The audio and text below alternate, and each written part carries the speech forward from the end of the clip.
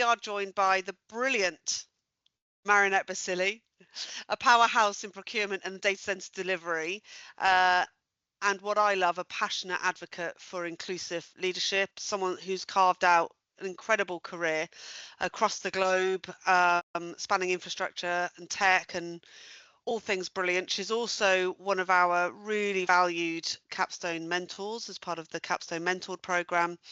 But let's dive into finding out more about your career, Marynet, the influences that have impacted you, your lessons learned, and what's next for the industry. So thank you, Marynet, for joining Ollie and I. No, thank you, Sarah. Thank you, Ollie. It's an absolute pleasure to, be with you on this podcast today. Thank you for having me also as part of your mentors, especially being the first cohort, if that's the right word to use. It's an absolute pleasure, and thank you for the lovely introduction. And for those who don't know, Sarah and I go back 10 years probably. We've worked together in the past, so it's great to kind of be back here and working with you again, but in a different capacity. Absolutely. So let's start with you taking us through a whistle-stop tour of your career so that we can understand and learn what underpins your current success.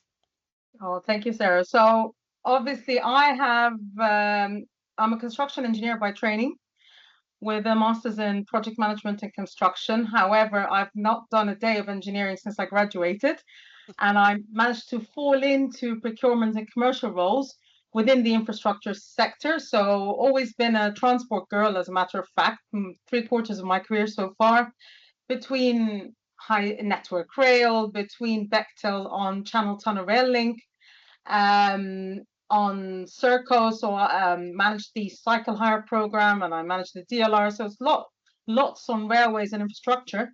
And then the last one being with the Transport for London on accessibility program. And then fell into data centers, by complete surprise. Didn't even know what a data center was the day I moved, I came into that career. And I was looking after their procurement for equipment and construction with cold data centers, and then following on with Vantage. So I went from being a very locally focused person to going all global, which is the beauty of data centers versus being in public sector. So yeah, and I'm Egyptian born and mum of 3 girls, and that's kind of what drives a lot of my passion in this industry. I bet. And what I always believe that happy and successful careers are heavily influenced by certain people along the way. So I'm keen to hear who have been the biggest influences that you've had and the impact they've had, and how that's, how you maybe use that to guide you moving forward. Have there been particular people? There have been. Of course, as one would always say, I have to be grateful for my parents. So starting with my mother, who was an incredibly energetic and passionate person, and high work ethic, maybe taught me everything I know in this world. And had it not been for my parents, I wouldn't have had the education and the career that brought me here. But from a career perspective, the person I would always remember was my first female boss, Amanda, who was probably my age back then, and I was a 24-year-old graduate. And I went up to her and I said, they got me. You know what it happens with graduates? Normally, you don't give them the best of tasks. Give them the smaller tasks. And I was a bit fiery at the time. And I went to my boss and I said, oh, I think this is a bit less than what I can do, and I can help you. And she said one word, and she said, I'll give you the opportunity that someone gave me 20 years ago. And she gave me my first ever procurement task, which was something small, $20,000 contract. But it's kind of taught me all the principles of procurement, even if at such a small scale back then, and also gave me the opportunity to grow. So by the time I left that company, from 20,000, I was procuring $3.5 million contracts for something in construction in oil and gas. And ever since that time, I have vowed that whenever I'm given the opportunity, I will always give it to someone, and I will mentor someone younger, because you only grow in this industry and in life in general by always giving back. And one day, hopefully, my daughters will find a good enough boss, if they don't come work for me in the end, who will actually give them that opportunity as well. Yeah, I think that's so important. Often those people who heavily influence us never know. You know, they Yeah, don't know the impacts. So sometimes they're aware of it and yeah, sometimes they're not. And so it's lovely to see how you carry that forward, or rather pay it forward, I suppose, in how you lead and mentor and guide others. And when I was looking at your career and reflecting on all the conversations that we've had over the year, I see as I hope this is meant to be a compliment, so I hope you take it as one. But I see a really clear thread through your career and your life of not taking the obvious path and not taking the easy path, which I love, by the way. So was setting up Mission Procure and Next Connect Hub, was that a natural progression for you instead of taking the obvious, big global corporate secure secure role? yeah, yeah. I mean, it's, I actually like to, I spotted a gap in the market. I started with Mission Procure. I think everything in my life kind of happened, um, most of it unplanned, but then it turns out to be the best plan ever. So when I set up Mission Procure, my thoughts were that there aren't a lot of consultancies out there, who are just purely specialist in procurement, but it's not just about the best practice and how to do things. Part of it is also the relationships you have in the market. Part of it is coming from a client background. So when I go to clients, and you talk to who would have been your counterparts at one point in time, you say, guys, I understand the complexities you go through. I understand your frustrations and your pinch points. And our consultancy, we don't want to just place people in positions and grow in that way. No, I'm keen to offer a very strategic oversight and help clients, give them procurement strategies that are agile enough that will grow as they grow. It's not just about project by project. Because when I was in their place and I had consultants doing that, they didn't, really care for the bigger picture. They just cared about the task in hand. Whereas I'll go in and give clients that very honest feedback. So that's kind of a bit of a different way. And then Next Connect naturally came because it was quite funny. Someone said, "Oh, Marynet, you're good at putting people together. Why don't we throw some money behind the bar for you and you could put on an event?" And I thought to myself, and I said, okay, but if I were to do an event, I don't want it to be like anyone else. I want it to be with a purpose. And I want to be not just bringing people together from a networking and exchanging business cards, but actually give back to the industry in one way, shape, or form. So we as an industry in data centers, each company is very good at doing its own things, but they don't come together like other sectors to work together to attract talent, for example, or to talk about, things that are pertinent to the industry. But talent in particular, I don't see it happening. And maybe I missed something.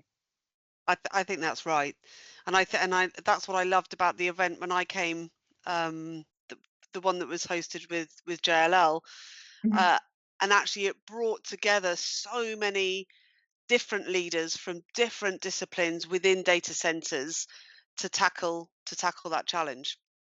Yeah. And the one before, which, would have been great had you come, was about attracting veterans into the data center space. So we as data centers, we have a crisis of talent.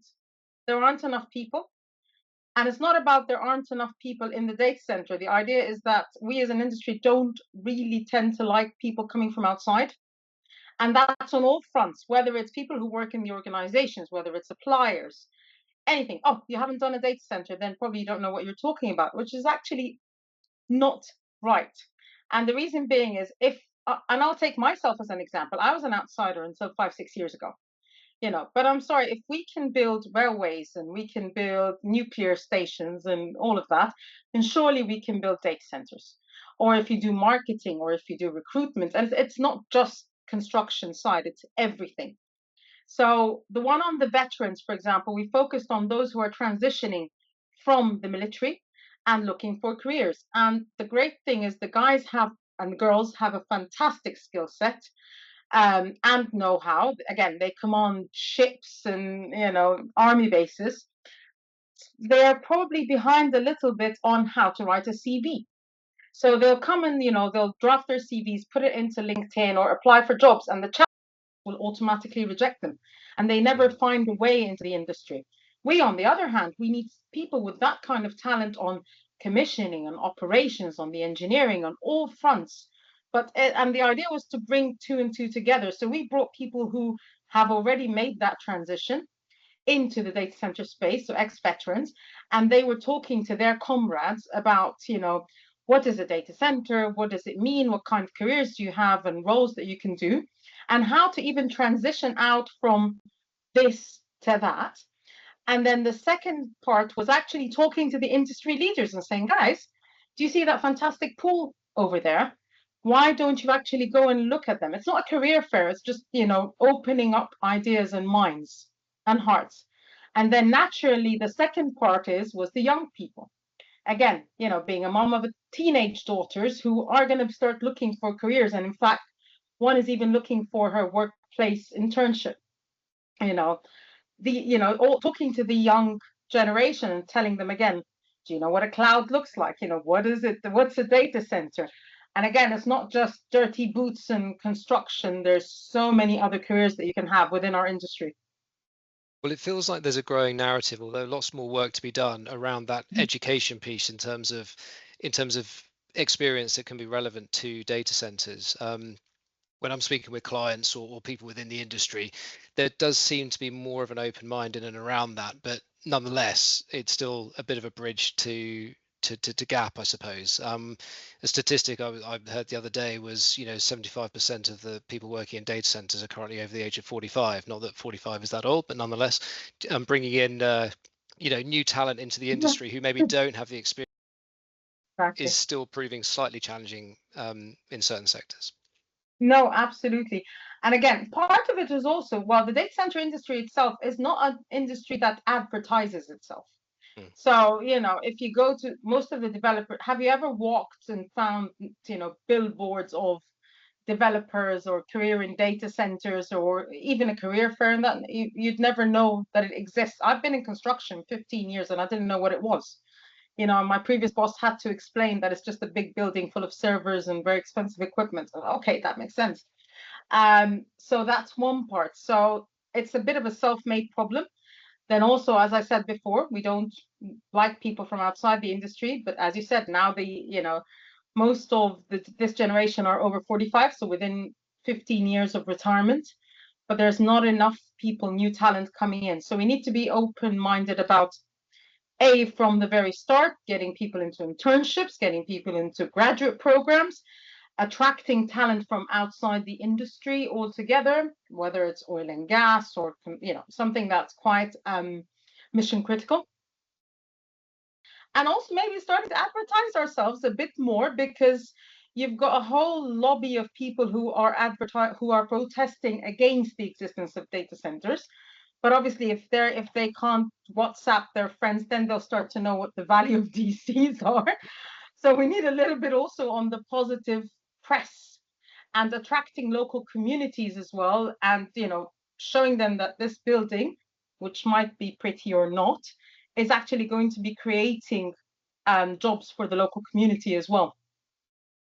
Yeah, that really chimes with a number of the themes of panel discussions that I've been a part of lately. That it's the re-education, or not re-education, just the education of the broader kind of talent piece and what that could look like from from skills that can be brought into the data center industry, but also actually just externally within the wider public and so on. Actually, this is a data center, and this is what they're actually bringing our daily lives, because I think there's still a bit of misunderstanding as to actually how critical they are, to everyone's daily lives at the moment.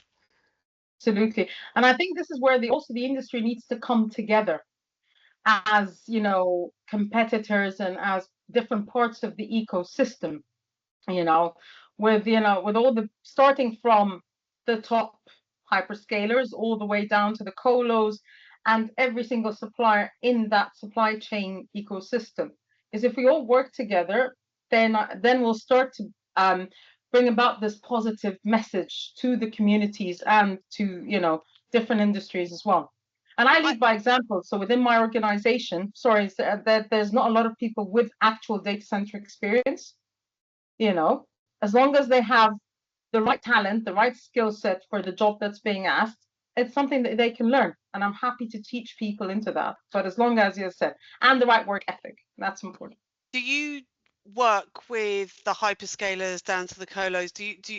Is your client base every element of the data center developers and operators? More focused on, first is on the startups. Okay. So the people who actually need that kind of support into the introductions into the supply chain and how to put a procurement strategy together that kind of works for them as they grow, rather than straight to the tier ones, yeah, if you like. Yeah, because they'll have their internal internal teams. I suppose what I was interested in understanding is with the startups, for example, do you find they have a different approach to talent and attraction than the more established tier ones? Depends. Sometimes, because most of the startups would have been created out of people who've left their previous companies and brought together, so they would all know each other and from the beginning. So these would be like the founding partners, if you like, and then they will tend to bring people that they kind of know, because that will earn them the trust of the investors as well. Yeah. Rather than attracting people from completely outside the industry. Yeah, interesting. I mean, we did a lot of work with a data center scale up back in 2021, and they were great in that we actually placed a lot of ex-military with them, you know, and they were great in their vision for understanding the value of diverse thought. But actually, at the same time, they've now gone to a more traditional model. Those that you want in a scale-up phase are different to those, you know, that work in the kind of business as usual phase. But if you think about how we attract more talent into the industry and retain it, obviously, you know, if you think about sustainability, which I know that you're very passionate about, these are really important topics to younger generations, I would argue, and is therefore a great pull to attract people in. What are you finding as being the hot topics within the industry that you think will offer really brilliant, you know, translate to really brilliant careers? Would I put this? I think first is, if you say like AI, everyone hears about AI or ChatGPT or OpenAI. You know, how does this work? And going into the younger people and actually all across and saying, guys, but actually, you know, AI means that this industry is booming more than any time before. You know, when we used to build buildings that were capacity X, now we are looking at 10 and 100 times that X. So, which translates into more jobs, more investment.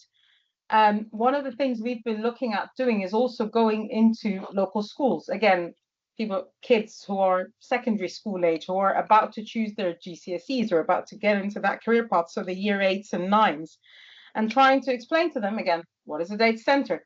How do you get into that career? You know, what are the different paths that you need to be pursuing? Universities would also be a great, you know, a great point of entry as well for young people to come into that. You know, again, university career fair or graduate career fair. I've not seen anything like it in the data centers, like how you would see with other sectors. So that also might be a great idea to get people in. We've recently opened up our office in Dubai, and one of the things I was talking with one of the major telcos there is actually also attracting young ladies, but talking about it here as well, but going into girls' schools in particular, and, you know, again, making that positive impact into the community and attracting young Emirati girls into a career in engineering and into a career into data centers or other avenues. Again, coming from Middle Eastern background, we Middle Eastern ladies, you know, tend to like to think we oh no, we don't want a career that might inhibit our ability to, move on and have a family and all of that. So there's this whole negative perception in some people's minds, but it's actually, you come back and you say, yes, you can have a career in a difficult industry that like data centers. It is difficult, it's very demanding.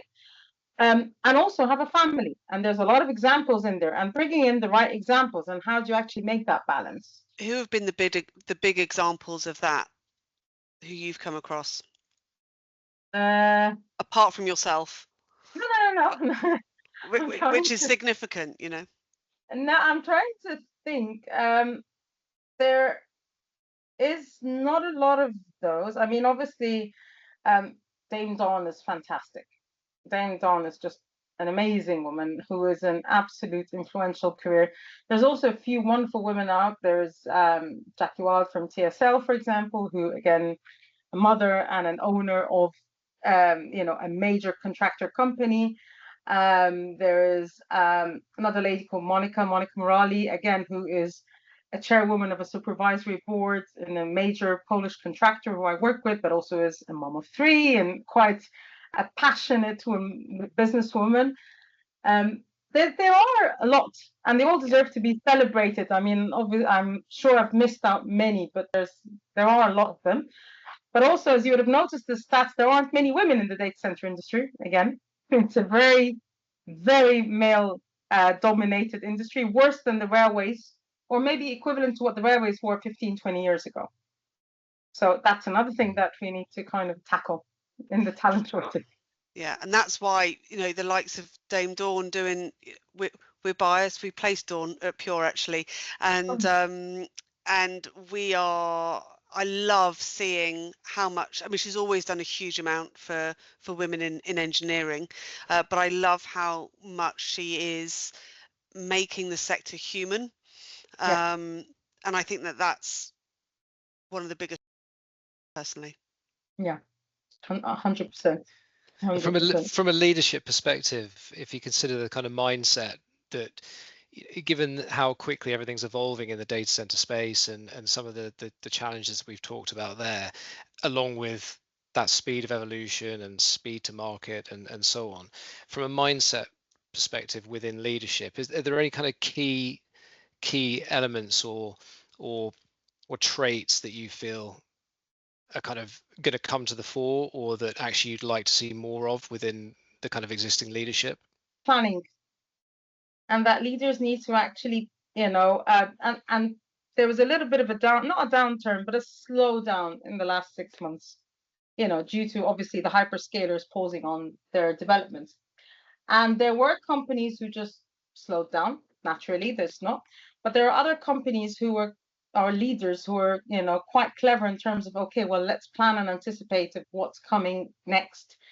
Planning is not just, again, about the construction or the physical build, but also talent, because this would be a great opportunity for you to pause and find out who's being, unfortunately made redundant, for example, from other companies who are slowing down, and you can start to attract and invest in that talent early enough. So when the tsunami of work comes, then you're ready and you're prepared. Looking at things from a strategic standpoint in terms of, it's not just about the projects that are going to happen this year or next year. It's about how do you future-proof your organization and make your strategies agile enough to grow, or even to kind of shrink when needed. So it's kind of having that flexibility. Relationships. Leaders need to have the right relationships, within their own organizations, but also with your supply chain. Because, what would give company A leverage ahead of company B with a particular supplier, one of the major suppliers, when you've got others like, the hyperscalers they're working with? So part of it is relationships. And, if you've been one of those people who have always been open with your suppliers, giving them visibility of your pipeline and, wanting to work with them, that part will definitely give you that leverage ahead of others who are just fist banging and, oh, no, it's all about the pricing and you have to give me the best terms. And I'm like, well, yeah, but why would I? I have others who want to work with me. And it's just being a human and open and honest with the people that you work with. And I kind of saw that when I was on 2 occasions in the data centers.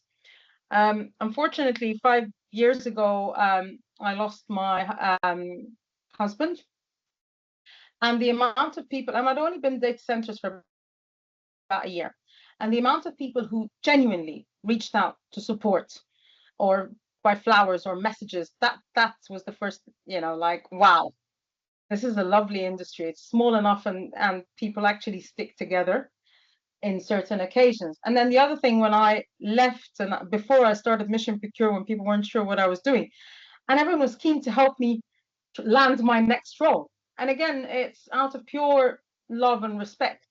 And people be introducing you to others and willing to give you all the information. So I think that these are the things that you see as leaders and you actually have to capitalize on. Yeah, it's interesting that, isn't it? It's kind of balancing the short term here and now with that long term view, and actually, that fantastic culture that is within the data center industry, I suppose, and that kind of network, and the fact that you say, it is relatively speaking small enough that community has a good sort of feel about it, but actually looking at that, how can we grow that to take that further forward for the next 5 years, 10 years? Yeah, never burn your bridges in this industry. Everyone knows everything. I think, the data center industry are the best networkers, and I've just found that it's nothing but open and embracing people to kind of come together to overcome the challenges. I suppose I've got two questions. Sure. One is around sustainability. And this could probably be an entire conversation in its own, but I'm keen to understand what draws you to sustainable supply chains, and that being, I understand that that's a particular passion of yours. Is that right? And how does that translate in the day-to-day? Part of the sustainability, there's quite a number of aspects to it. So the one thing that, for example, is really passion of mine is impact in the local communities. And that is not just the workforce, but also trying to use more local suppliers where needed. I've come across organizations that communities, so they'd be from country X and going into Y, and they don't benefit the local community in any aspect. I mean, I've seen it to the extent people bringing their own catering from back home. Okay. And then you start to wonder why the local communities don't like data centers at their doorstep. So an important part is for data centers to enforce that they are, like for companies to enforce how good a corporate citizens are and how they will benefit the local communities. So using local supply chain. Also, it's like, for example, all like waste to heat recovery, how you can, for example, use waste heat to, I don't know, heat local swimming pools, or to, I've heard something about, what was it, like fisheries, local fisheries in the Nordics, and supplying heat to that. So there's all these very clever tactics or very clever schemes that suppliers can come up with. But the best ones who would do that would be the locals, because they know what their local communities need. The one thing that we also might want to do better is, again, part of the positive influence. I've not seen yet, not a lot of DC developers or people from the ecosystem going like, build local playgrounds, for example, or go into the local schools, or make it a point to recruit from the local university or local communities. So it's all about, I mean, that's the part of sustainability that I'm more passionate about, is the people side and the local communities. And how do you benefit? And even hear their opinions as part of, all these angry protesters, you can actually sit and hear their opinions. And how do you bring some of their opinions, where possible, into our designs and into even how the way we do business as data centers? It always boils down to people for you, doesn't it? Yeah. For me, it's people. Yeah. Yeah, that's great. I suppose the last question from me is, what are you most excited about from a talent perspective over the next 5 years within your industry? So bringing more people from outside the DC space and bringing young people and young girls in particular into the industry. And again, within my own smallish consultancy, that's what we're doing, and we're and also opening up eyes and hearts of the industry into looking beyond the people you know and kind of going around and robbing A from company B that you've always worked with and bringing them here. It's not about talent acquisition, it's more about talent development. So that's the passion of mine for the next few years. And you'll see a lot of initiatives that we're working on, and we're hoping for the support of the ecosystem and wonderful people like yourselves at Capstone to support with that front, and mentoring younger people and bringing them in, and supporting all people from all walks of life to come into DCs, because that's what we need. And in terms of people that are slightly earlier in their career path, is there anything that a word of advice that you might sort of pass along to them in terms of them trying to potentially move into this sector of data centers, or just in general? Is there any kind of particular sort of parting thoughts you might want to leave them with? Be bold in your career. Never lose sight of the people you meet along the way. I think that would be the first thing. Build good relationships with integrity. Approach your work with honesty and with openness. Be fair but decent to people, because it will come round and bite you. Don't create a glass ceiling for yourself. Don't think that this is it and I'm at the top of it. No, keep pushing the boundaries, and and there'll always be more and more ambition and space to grow. And then if you've built a successful career, then definitely use it to help someone else along the way.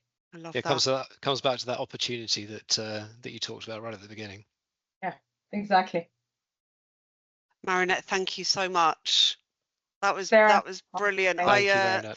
I could carry on for hours, as I'm sure we have done in the past and will do in the future. We would definitely love to support you in the next Connect Hub and anything that you're doing, and be a partner and an ally to you. And there are some real shared values there. Plus, it's always good to see each other in person. Definitely. And Sarah, Ollie, thank you. The conversation was wonderful, and thank you for all what you guys do at Capstone. I mean, the mentoring program is just fascinating. I'm learning from my mentee probably far more than she's learning me, and I'm really enjoying She's great. She's a powerhouse, isn't she? Yeah, exactly. It's like I kept asking her the other day about all these. I was talking about digital marketing or something like that, and she said, "Oh, but you can do this on LinkedIn." I'm like, "Huh? Really?" No, you can do that. Sound like a bit of oh my God, ancient. No, well, we are. That's great. Listen, I really appreciate your time, and definitely appreciate your time with the mentoring stuff. And I'm glad that you're benefiting from it as well. And and if there's anything else that you guys need, or if there's anything that we can work on together, I'd absolutely love that. Brilliant. Lots of love. Take care of yourself, and thank you again. Thank you very much, Marynet. Thank you. Thank you, guys. Thanks. Bye-bye.